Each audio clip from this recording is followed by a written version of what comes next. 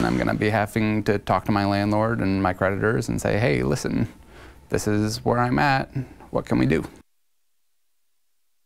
A dream job quickly turning into a nightmare. It's a story you're hearing from folks all over the country amid the government shutdown. And it is the new reality for a furloughed worker at the NASA Glenn Research Center. As News 5's Kevin Barry explains, he says the money isn't coming in, the bills are piling up. It is nearly impossible to qualify for unemployment benefits.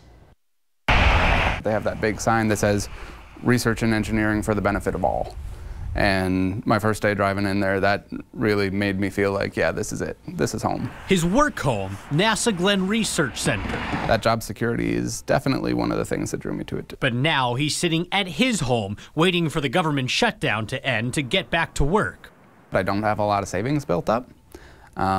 So I just have a month or two worth. So if this goes more than another week or two, I'm going to be in deep water. This worker didn't want to be identified on camera, and he says at first he didn't think the shutdown would last very long or have much of an impact on his life. In the past, shutdowns he's been through lasted only a couple of days, but now going on day 28 and on the verge of missing his second paycheck, life has been turned upside down. Then I'm going to be having to talk to my landlord and my creditors and say, hey, listen, this is where I'm at.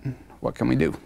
And kind of rely on their mercy. He tells us government employees who do similar work to their counterparts in the private sector often get paid a lot less. Add in disruptions like the government shutdown, and it may become that much harder for government agencies to fend off the private sector for their best and brightest. I know a lot of people who came to Ohio, came to Cleveland to work at NASA, and now they're being told, go find other jobs, get out of the public sector, basically, because of this. So that's really damaging. Damaging enough to make this worker consider looking at his options on the open job market. I was hoping not to, but that's kind of what I have to do now. I'm looking at other places that I was looking at before I got hired at NASA. I'm Kevin Barry, News 5.